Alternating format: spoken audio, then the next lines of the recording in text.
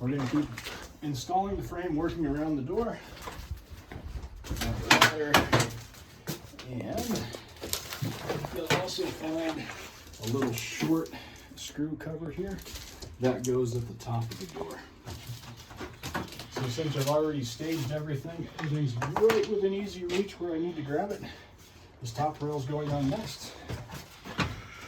I'm just going to slide this on all the way over as far as it can go and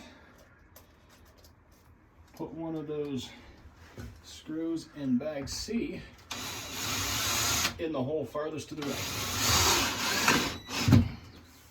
Now I'm going to look at this reveal and I want to carry that all the way across so we have a nice straight gap in between there, and I'm going to do the far left hole.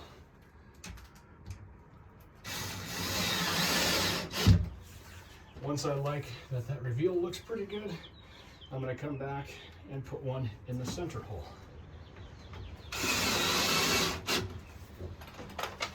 Then